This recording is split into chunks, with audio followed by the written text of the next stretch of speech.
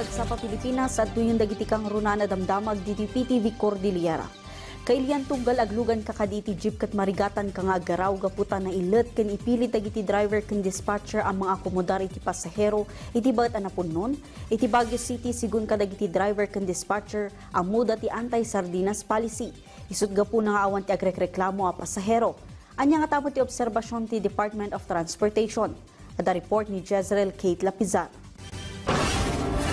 Saan aparikot ti pan nakaipatungpal ti anti-sardinas policy kadagiti public utility vehicle sigun kadagiti daduma a driver.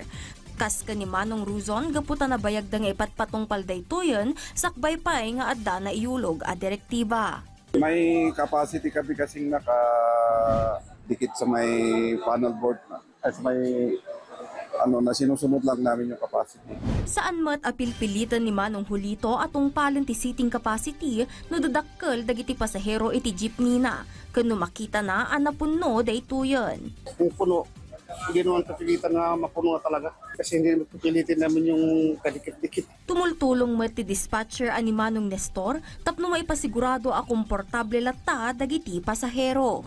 Tinitignan ko po ma'am pag malalaki yung pumasok, pag siyam-siyam yung capacity ng jeep, babawasan ko naman, mawalo yung lalagay ko. Kalpasan anang ipaulog iti direktiba ni Department of Transportation Secretary Vince Dizon mainaig iti anti-sardinas policy na ingat ang nagmonitor ti DOTR Cordillera. Awan tinoobserbaran ti opisina ang naglabsing iti pamilin iti Baguio City ken pakabuklan a Cordillera. Alam natin sa sardinas isiksikan na hindi na makagalaw yung tao sa loob ng public transport. Sa atin namang pag-iikot ay hindi natin nakikita na ganun ang situation transport. Paalam na hope natin ng public transport, EUJ operators, bus operators, and UV Express operators na i-maintain lang nila yung tamang bilang ng passenger na isasakay sa mga pampublikong mga sasakyan. Jezreel Kate Lapizar para iti Pambansang TV, iti Baro, Pilipinas. Iti sabali pay adamag dakkel ti bimaban ti kaso ti nakaptan iti dengue virus iti Cordillera kadagiti naglabas a bulan itatawan. Nupay dati sa nga pulo ket may nga individual a pimusay iti naso a virus. Pamalawag ti DOH amuan iti report ni Janice Dennis. Ni Manang Ruth, naingat ti panaganad na kontra iti sakit a dengue. Idi kami napalabas atawan, nagsasarunuda nga agkakapamilya. Anakaptan iti sakit. Taluda iti pamilyada ang nagsakit gapo iti dengue virus. Kunana, awan ti agas ti sakit isu aprot protektaran na ti bagina. Maglusom ka sang pang lamok kagabi, ganun. Kailangan malinis pag pag walang maiimbak na tubig, ganun. Kasi pag yung bagitlogan yung lamok. Kastamat laang ti aramidan ni Manang Jacqueline. Kunana, maamamak isuna ta amangan numakaptan ti dua nga anak na iti sakit. Isu a kanayon ti panangipatungpal na dagiti na duma-duma awagas tapno saan a makaptan ti dengue. Pinangja-jacket ko siya tsaka pants. Long pants po. Para hindi siya makagat ng na insekto. Tapos kailangan mag-off lotion. Iti rehiyon Cordillera, bimaba iti 59% ti kaso ti dengue itaatawan.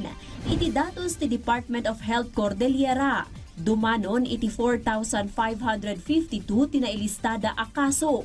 Manipod January agingga Agosto itaatawan. Nabababa daytoy no idilig iti 13,281 a kaso. Idinapan atawan iti kapada a bulan. Adamutan iti 10 ket maysa a kaso ti ipupusay gapu iti sakit. Kangatuan ang nakailista ti kaso ti dengue ti probinsya ti Benguet. Adumanon iti 1,205, sarunwan ti Apayao, a 709 kan Baguio City adumanon iti 648, sigon iti ahensya.